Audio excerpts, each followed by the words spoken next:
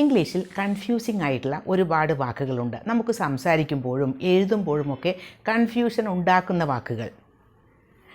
ഒരുപാട് വാക്കുകൾ ഇംഗ്ലീഷിൽ അതുപോലെയുണ്ട്. എങ്കിലും ഇന്ന് നമ്മൾ അങ്ങനെയുള്ള കുറച്ച് കൺഫ്യൂസിംഗ് വേർഡ്സ് ആണ് പഠിക്കുന്നത്. പലപ്പോഴും ഇംഗ്ലീഷ് സംസാരിക്കുമ്പോഴും എഴുതുമ്പോഴുമൊക്കെ വളരെ കറക്റ്റായിട്ട് തന്നെ എഴുതണം എന്ന് ആഗ്രഹിക്കുന്നവർക്ക് ഇത്തരം കൺഫ്യൂസിംഗ് വേർഡ്സ് എന്താണ്, അതിൻ്റെ മീനിങ് എന്നൊക്കെ അറിഞ്ഞിരിക്കേണ്ടത് ആവശ്യമാണ്. അപ്പോൾ ഇന്ന് നമുക്ക് കുറച്ച് കൺഫ്യൂസിംഗ് വേർഡ്സ് നോക്കാം. ആദ്യത്തേത് ദാൻ ആൻഡ് ദെൻ. ദാൻ എന്നുപയോഗിക്കുന്നതും ദെൻ എന്നുപയോഗിക്കുന്നതും വളരെ ഡിഫറൻ്റ് ആയിട്ടുള്ള സിറ്റുവേഷൻസിലാണ്. ദാൻ എന്നുപയോഗിക്കുന്നത് കമ്പാരിസൺസ്, താരതമ്യം ചെയ്യൽ, ഒരു കാര്യം വേറൊന്നിനോട് കമ്പയർ ചെയ്യുമ്പോഴാണ് നമ്മൾ ദാൻ ഉപയോഗിക്കുന്നത്. For example, Alex runs faster than Shyam. ശ്യാമിനേക്കാളും കുറച്ചുകൂടി വേഗത്തിലാണ് അലക്സ് ഓടാറുള്ളത് എന്നാണ് അതിൻ്റെ മീനിങ്. രണ്ട് പേര് തമ്മിലുള്ളൊരു കമ്പാരിസണാണ് ഇവിടെ ഫാസ്റ്റർ ദാൻ. ഇതുപോലെ കമ്പയർ ചെയ്യുമ്പോഴാണ് നമ്മൾ ദാൻ ഉപയോഗിക്കുന്നത്. പക്ഷേ ദെൻ എന്നുപയോഗിക്കുന്നത് വളരെ ഡിഫറൻ്റ് ആയിട്ടൊരു സിറ്റുവേഷനിലാണ്. ദെൻ എന്നാൽ മലയാളത്തിൽ പറഞ്ഞാൽ പിന്നീട്. ഒരു കാര്യം ചെയ്തു, അത് കഴിഞ്ഞ് വേറൊരു കാര്യം ചെയ്തു എന്ന് നമ്മൾ പറയില്ലേ, അപ്പോഴാണ് ദെൻ ഉപയോഗിക്കുന്നത്. അവൻ ഭക്ഷണം കഴിച്ചു, അത് കഴിഞ്ഞതിന് ശേഷം പിന്നീട് പാത്രങ്ങളൊക്കെ വാഷ് ചെയ്തു എന്നാണെങ്കിൽ അവിടെ ദെൻ നമുക്ക് ഉപയോഗിക്കാം, പിന്നീട് എന്നർത്ഥത്തിൽ. John entered the room, then he washed his dresses.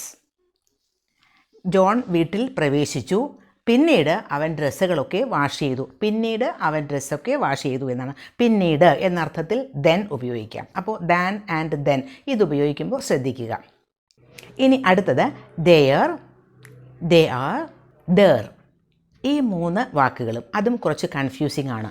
There എന്നുപയോഗിക്കുന്നത് ദേ എന്നുപയോഗിക്കുന്നതിന് അതിൻ്റെ ഒരു പൊസസീവ് ഫോം ആണ്. ദേ എന്നാൽ അവർ, അവരുടെ എന്ന് പറയുമ്പോൾ നമുക്ക് ദെയർ എന്നുപയോഗിക്കാം. ഇറ്റ് ഈസ് ദെയർ ബാഗ്, അത് അവരുടെ ബാഗ് ആണ്. ഇറ്റ് ഈസ് ദെയർ ഹൗസ്, അത് അവരുടെ വീടാണ്, അവരുടെ. അതാണ് ദെയർ. ഇനി ദർ എന്നുപയോഗിക്കുന്നത് ഒരു പ്ലേസിനെ പറ്റി പറയുമ്പോഴാണ്. ദർ, അവിടെ. It took them an hour to get there. It took them an hour to get there. അവർക്ക് 1 മണിക്കൂർ എടുത്തു അവിടെ എത്താൻ. ടു ഗെറ്റ് ദർ, ദർ എന്ന് പറയുമ്പോൾ അവിടെ. ഇനി ദേ ആർ എന്ന് പറയുന്നതിൻ്റെ ഒരു കൺട്രാക്ഷനാണ് ദേ കഴിഞ്ഞിട്ട് ഒരു അപ്പോസ്ട്രഫി ഇട്ട് ആർ എഴുതുന്നത്. They are. They are coming here, അവർ ഇവിടേക്ക് വരുന്നു. They are doing their work. ഇവിടെ ആദ്യത്തെ വാക്ക് ആദ്യം ഉപയോഗിച്ചിരിക്കുന്നത് ദേ ആർ എന്നാണ്. They are doing their work, അവർ അവരുടെ വർക്ക് ചെയ്യുന്നു. ദെയർ വർക്ക് എന്ന് പറയുമ്പോൾ അവിടെ മീനിങ് അവരുടെ എന്നാണ്. ബിഗിനിങ്ങിൽ ഉപയോഗിച്ചിരിക്കുന്ന ദേ ആർ എന്നത് ദേ ആർ എന്നതിൻ്റെ കൺട്രാക്ഷനാണ്. They are doing their work, അവർ അവരുടെ ജോലി ചെയ്തുകൊണ്ടിരിക്കുകയാണ്. ദേ ആർ സിറ്റിംഗ് ദർ, അവർ അവിടെ ഇരിക്കുകയാണ്. നോക്കൂ, എൻഡിൽ ഉപയോഗിച്ചിരിക്കുന്ന ദർ എന്നത് അവിടെ, അവർ അവിടെ ഇരിക്കുകയാണ്. They are sitting. Stationary and stationery. ഇവിടെ ഒരു വാക്കിൽ എ ഉപയോഗിച്ചിരിക്കുന്നു, ഒരു വാക്കിൽ ഇ ആണ് ഉപയോഗിച്ചിരിക്കുന്നത്. ഇനി സ്റ്റേഷനറി എന്ന് പറയുമ്പോൾ നോട്ട് മൂവിങ് എന്ന അർത്ഥത്തിലാണ്. അനങ്ങാതെ, മൂവ് ചെയ്യാതെ ഇരിക്കുന്ന. Stationary means unmoving. The revolving door remained stationary as I was pushing on it the wrong way. Revolve ചെയ്തിരിക്കുന്ന ഡോർ അനങ്ങാതെ അവിടെ നിന്നു. എന്തുകൊണ്ടാണ്? I was pushing it the wrong way. ഞാൻ തെറ്റായ രീതിയിലാണ് അതിലിങ്ങനെ പുഷ് ചെയ്തുകൊണ്ടിരുന്നത്. അവിടെ സ്റ്റേഷനറി എന്ന് പറയുന്നത് മൂവ് ചെയ്യാതെ, അനങ്ങാതെ നിന്നു എന്ന മീനിങ് ആണ്. ഇനി സ്റ്റേഷനറി എന്നുപയോഗിക്കുന്നത് ലെറ്റർ റൈറ്റിംഗ് മെറ്റീരിയൽസ് ഒക്കെയാണ്. ഇപ്പോൾ പെൻ, പേപ്പർ, അതല്ലെങ്കിൽ ടൈപ്പിങ്ങിന് ഉപയോഗിക്കുന്ന മെറ്റീരിയൽസൊക്കെ, അതിനൊക്കെയാണ് നമ്മൾ സ്റ്റേഷനറി എന്ന് പറയുന്നത്. അവിടെ ഇ ആണ് ഉപയോഗിക്കേണ്ടത്. അതിൽ പെൻ, പേപ്പർ, റൈറ്റിങ്ങിന് ഉപയോഗിക്കുന്ന ഇങ്ക് ഒക്കെ ഉണ്ടാവും.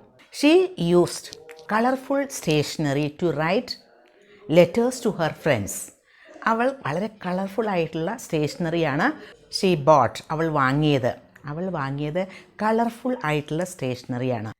To write letters to her friends, അവൾക്ക് അവളുടെ ഫ്രണ്ട്സിന് ലെറ്റേഴ്സ് എഴുതാൻ വേണ്ടി, അവളുടെ ഫ്രണ്ട്സിന് ലെറ്റേഴ്സ് എഴുതാൻ വേണ്ടി വാങ്ങിയത് കളർഫുൾ സ്റ്റേഷനറിയാണ്. അപ്പോൾ കളർഫുൾ പേപ്പേഴ്സും അതുപോലെ കളർഫുൾ പെൻ അങ്ങനെയുള്ള കാര്യങ്ങളൊക്കെ ഉപയോഗിച്ചു. അതാണ് സ്റ്റേഷനറി എന്ന് പറയുന്നത്. The principal and principle. Principal എന്ന വാക്ക് ഒരു നൗണായിട്ട് ഉപയോഗിക്കാം, അതുപോലെ തന്നെ അഡ്ജക്റ്റീവായിട്ടും ഉപയോഗിക്കാം. നൗണായിട്ട് ഉപയോഗിക്കുമ്പോൾ അത് ഒരു വ്യക്തിയെ ഉദ്ദേശിച്ചിട്ടാണ് പറയുന്നത്.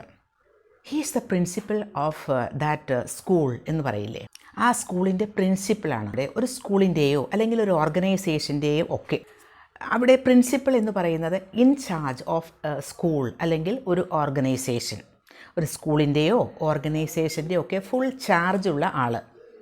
He is the principal of that institution എന്ന് പറഞ്ഞാൽ ആ ഇൻസ്റ്റിറ്റ്യൂഷൻ്റെ പ്രിൻസിപ്പളാണ്. The student was called in to the principal's office. പ്രിൻസിപ്പലിൻ്റെ ഓഫീസിലേക്ക് സ്റ്റുഡൻറ്റിനെ വിളിപ്പിച്ചു എന്നാണ്. ഇനി പ്രിൻസിപ്പൽ എന്ന വാക്ക് ഒരു അഡ്ജക്റ്റീവായിട്ടും ഉപയോഗിക്കാം. ഒരു മെയിനായിട്ട് ഒരു പ്രിൻസിപ്പൽ പാർട്ട് എന്ന് പറഞ്ഞാൽ ഒരു മെയിൻ പാർട്ട്, പ്രധാനപ്പെട്ട വളരെ ഇമ്പോർട്ടൻ്റ് ആയിട്ടുള്ള ഒരു ഭാഗം. Vegetables are the main ingredients in this soup എന്ന് പറയുന്നതിന് പകരം vegetables are the principal ingredients in this soup എന്ന് പറയാം. ഈ സൂപ്പിലെ മെയിനായിട്ടുള്ള പ്രധാനപ്പെട്ട ഇൻഗ്രീഡിയൻ്റ് എന്താണ്? വെജിറ്റബിൾസ് ആണ്. Vegetables are the main ingredients എന്ന മെയിൻ എന്ന വാക്കിന് പകരം നമുക്ക് പ്രിൻസിപ്പിൾ എന്നുപയോഗിക്കാം. ഇനി പ്രിൻസിപ്പിൾ എന്ന് പറയുന്നത് അത് വളരെ ഡിഫറൻ്റായ ഒരു മീനിങ് ആണ്. പ്രിൻസിപ്പിൾ നമുക്ക് മലയാളത്തിൽ തത്വം എന്ന് പറയാം. A kind of rule, belief or idea that guides you. അതായത് നമ്മളെ നയിക്കുന്ന ചില നിയമങ്ങൾ അല്ലെങ്കിൽ ചില തത്വങ്ങളൊക്കെ ഉണ്ട്, അതാണ് principle. I don't like surprise parties as A matter of principle. തത്വത്തിൽ ഞാൻ സർപ്രൈസ് പാർട്ടികളെ അനുകൂലിക്കുന്നില്ല എന്നാണ്. I don't like the idea of surprise parties. ഈ ചില സർപ്രൈസ് പാർട്ടികൾ നടത്തുന്നതിനോട് ഞാൻ യോജിക്കുന്നില്ല എന്നർത്ഥത്തിലാണ് അത് പറയുന്നത്.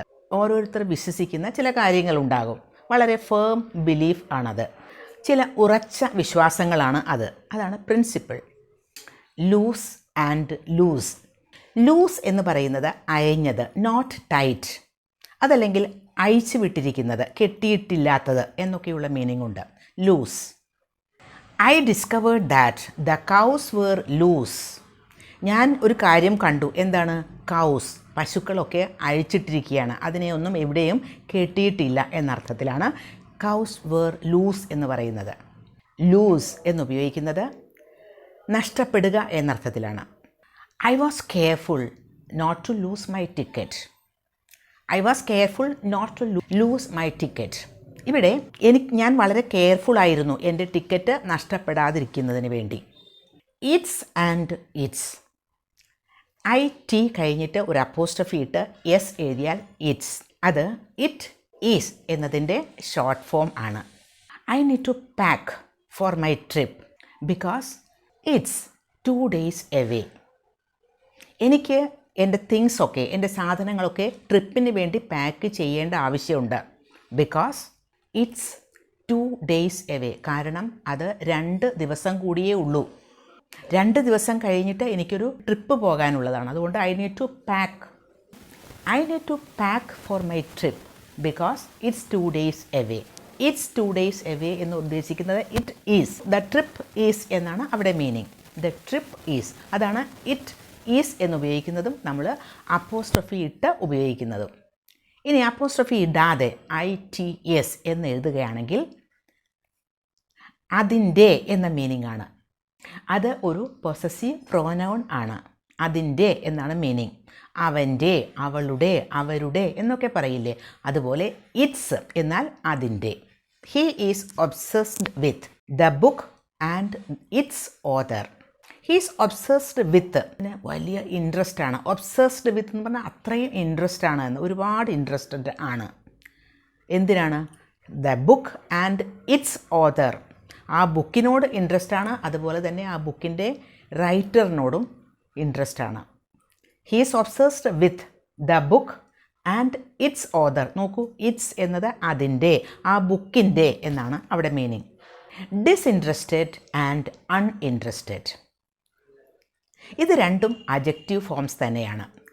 ഡിസിൻട്രസ്റ്റഡ് എന്ന് പറഞ്ഞാൽ ഇംപാർഷ്യൽ, നിഷ്പക്ഷമായ, അൺബയാസ്ഡ് എന്ന് പറയില്ലേ, പക്ഷപാതരഹിതമായ, നിഷ്പക്ഷമായ.